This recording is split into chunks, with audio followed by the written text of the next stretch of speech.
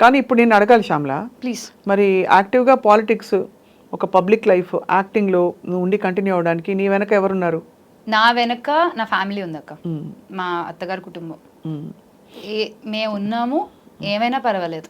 ఇప్పుడు ఇంటర్వ్యూకి వచ్చే ముందు కూడా మా అత్తయ్యకి ఫోన్ చేసి చెప్పొచ్చు, ఇలా వెళ్తున్నాను అత్తయ్య అంటే, అయ్యో వెళ్ళమ్మా, మంచిగా చెప్పమ్మా, మన జగన్ గారు చేసినవన్నీ కరెక్ట్గా జనాలకు వెళ్ళేలాగా చెప్పు అంటే. ఆవిడ బాధ ఏంటి, పక్క వాళ్ళు ఇలా చెప్పేస్తున్నారు, పాపం పీపుల్ కన్ఫ్యూజ్ అయిపోతున్నారు, మనం ఆ కన్ఫ్యూజన్ని క్లియర్ చేయాలి అనేటువంటి ఫీలింగ్ ఆవిడకి. సో నా ఫ్యామిలీ ఉంది నా వెనకాల. సో మరి శ్యామల, నీ ఏంటి నీ aspiration? What you want to do actually పార్టీలో కానీ ప్రజలకి చేయాల్సిన? ఒక చిన్న కథ చెప్తా అక్క మీకు. ఒక పెద్ద సముద్రంలో ఒక చిన్న ఉడత మునుగుతూ తేలుతూ ఏదో దానికి దొరికిన రాళ్ళు అక్కడక్కడ పేర్చుకుంటూ వెళ్ళిపోతూ ఉంది. అవతల పెద్ద వానర సైన్యం అదే పని చేస్తున్నా దీని సైజులో ఇదేదో ఓ చిన్న చిన్న గులకరాళ్ళు వేసుకుంటూ వెళ్తోంది. చేసే ఉడతకి తెలీదు అది రామసేతు, అది సీత కోసం ఈ సైన్యం అంతా కలిసి పనిచేస్తున్నారు అని ఆ ఉడతకు తెలీదు, కానీ అది చేసేస్తోంది అంతే. నేను అదే పొజిషన్లో ఉన్నా ఇప్పుడు. Very very honest that you said that. అంటే బికాజ్ నీకు ఆశయం ఉంది and also you have that good feeling about this whole thing, but you're saying I'm willing to learn. అంతే అక్క, డెఫినెట్ గా నేర్చుకోవాలి. బికాస్ ఇదేమి definite there is lot to learn. ఇక్కడ ఉంటూ పనిచేస్తూ నేర్చుకుంటా. అండ్ విమెన్కి ఎలా ఉందమ్మా పార్టీలో? What is the importance given to women మీ పార్టీలో ఇప్పుడు వైసీపీలో? అక్క అసలు ఉమెనే కదక్క, మొత్తం ఎక్కడున్నారు అంటే చెల్లమ్మ అని పలకరించే ఒక నాయకులు ఎవరున్నారు అక్క? బాగున్నారా అక్క అని పలకరించే నాయకులు ఎవరున్నారు? అమ్మ అంటూ సంబోధిస్తూ మాట్లాడే వాళ్ళు ఎక్కడున్నారు? మాటల వరకు మాట్లాడతారు ఆడపడుచులు, ఇంటి పెద్దలు అంటూ, కానీ అవి చేతల్లో చూపించే పార్టీ వైఎస్ఆర్సీపీ పార్టీయే. చూసుకుంటే చాలా మంది మహిళలు ఉన్నారు కదక్క, రోజా గారు, విడుదల రజనీ గారు, చెప్పుకుంటూ పోతే మన విజయవాడ అసలు ఎంతమంది ఉన్నారు పార్టీలో. So that's actually very very ఒక combination of lot of revolutionary kind of thinking. ఒకటి అన్ని సామాజిక వర్గాల ప్రాతినిధ్యం ఉండాలని అనుకుంటాం. రెండోది నిజంగా మహిళలకి ఇవ్వాల్సిన సముచిత స్థానం ఇవ్వడం. చాలా it's a very forward looking model of politics for the country. And in fact many people అందరూ ఏమంటారంటే ఇది ఎగ్జాంపుల్గా తీసుకుని అన్ని రాష్ట్రాల్లో ఇంప్లిమెంట్ చేయాలి. డెఫినెట్గా అక్క, నిన్న కూడా చెప్తా ఉన్నారు ఒక మంత్రి, మనం పక్క రాష్ట్రాల నుంచి చూసి నేర్చుకోవాలి. ఈ వాలంటీర్ల వ్యవస్థ ద్వారా ప్రభుత్వం ఇస్తున్నటువంటి అన్ని సంక్షేమాలు ప్రజలకు డైరెక్ట్ గా చేరుతున్నాయి, మధ్యలో వాళ్ళు చేతులు తడుపుకోకుండా. అవును, ఈ వాలంటీర్ వ్యవస్థ వల్ల అది డెఫినెట్ గా తెలంగాణలో కూడా ఇంప్లిమెంట్ చేయాలి అని చెప్పి మన ఈయన కోమటిరెడ్డి గారు చెప్పారు. కరెక్ట్, అవును. సో పీపుల్ ఆర్ లెర్నింగ్, పక్క రాష్ట్రాలు మనల్ని చూసి నేర్చుకుంటున్నాయి. అండ్ నాకు తెలిసి ఇతర రాష్ట్రాల కంటే కూడా అధిక పింఛన్లు ఇస్తున్న రాష్ట్రం కూడా మన ఆంధ్రప్రదేశ్ ప్రభుత్వమే. ఆంధ్రప్రదేశ్ అండ్ పెన్షన్లు ఒకటే కాకుండా GDP also we have actually done very well despite all the challenges అని అంటున్నారు ఏపీలో. అవును. అసలు నేను క్యాంపెయినింగ్ వెళ్ళాను కదా, అసలు everybody was like CM CM CM అంతే అసలు ఇంకా వేరే థాట్ లేదు వాళ్ళకి.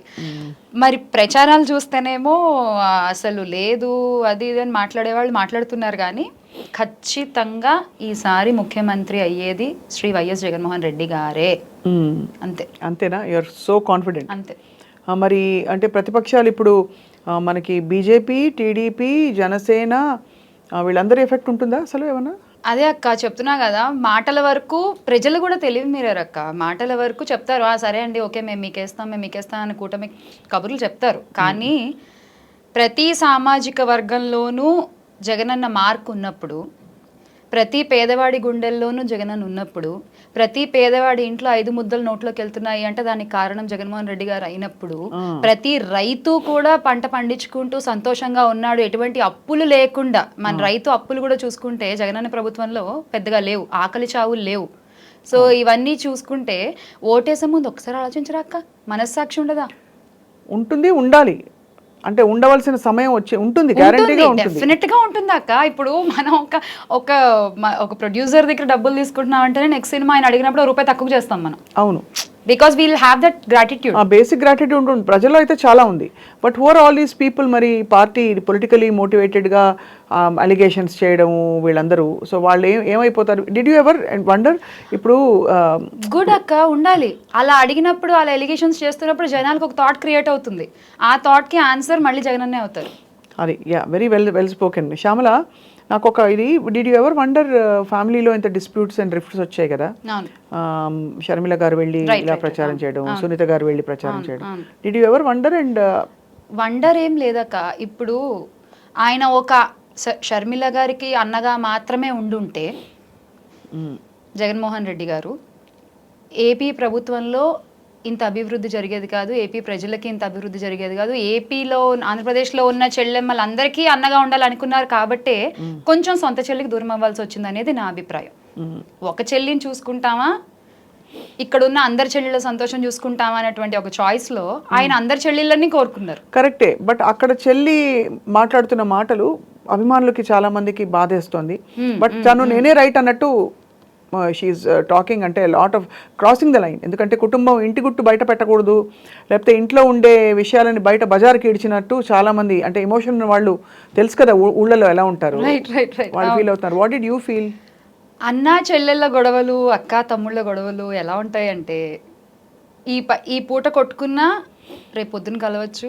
ఈ పూట కోపంతో అసలు నేను చెప్పేస్తాను, నాన్నకి నీ మీద మొత్తం చెప్పేస్తాను, అమ్మకి నీ మీద తిడతారు, నేను కొడతారు, బాగా అయితే అచ్చకచ్చగా ఇలాగే ఉంటాయి. వయసు పెరిగినా కూడా మేబీ కారణాలు మారచ్చు, కానీ వయసు పెరిగే కొద్దీ ఒక పబ్లిక్ డెసిషన్ని, ఒక పబ్లిక్ దీన్ని ఇంపాక్ట్ చేసే విధంగా కొన్ని డ్యామేజెస్ ఆర్ వెరీ బ్యాడ్. అలా చేసే ప్రయత్నం అనేది మాత్రం జనం కొంచెం దే ఆర్ వండరింగ్. డెఫినెట్ గా అక్క, ఈవెన్ నేను కూడా ఒకసారి అనుకున్నా, అంటే ఎందుకు అక్క ఇలా మాట్లాడుతున్నారు. బికాస్ నేను షర్మిల గారిని కూడా ఇంతకు ముందు ఆవిడ ఇక్కడ వైఎస్ఆర్టీపీ పెట్టినప్పుడు ఒకసారి వెళ్ళి కలిసాను. బికాస్ ఇక్కడ కూడా అగైన్ మళ్ళీ రాజశేఖర రెడ్డి గారు బిడ్డే కదా అన్న ఒక అభిమానంతో నేను ఆవిడని కూడా కలిసి ఆల్ ద బెస్ట్ అండి అని చెప్పి వచ్చేసాం. సో అప్పుడు ఇక్కడ ఒక స్టాండ్ తీసుకున్నారు, ఇక్కడ ఉండాల్సింది లేదు, మళ్ళీ ఇంకొకళ్ళతో కలిసి, అంటే she her self has lot of confusion. So out of that confusion ఏం మాట్లాడుతున్నారు, ఏం చెప్తున్నాము, ఎవరి గురించి మాట్లాడుతున్నాము ఏంటి అనేది ఒక కంట్రోల్ చిన్నది మిస్ అవుతోందేమో అనేది నా ఫీలింగ్. ఎప్పుడైనా పవన్ కళ్యాణ్ గారిని కలిసావా? ఒకసారి కలిసానక్క, మూవీ ప్రమోషన్స్ లో భాగంగా. సో నౌ మరి one section of the industry is denied to you.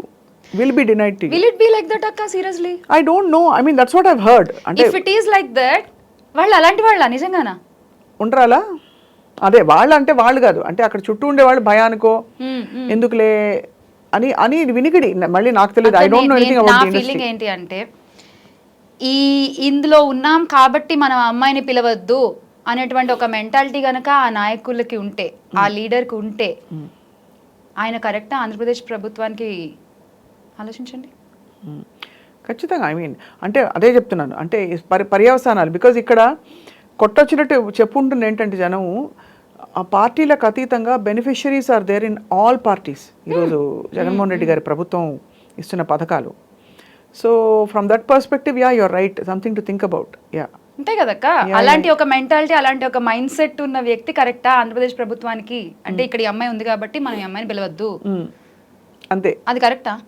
ఇంకా అలా ఆలోచించే వాళ్ళు ప్రభుత్వానికి ఏం చేస్తారు అక్క? ఇంకా జనాలకి ఏం చేస్తారు? Simple logic.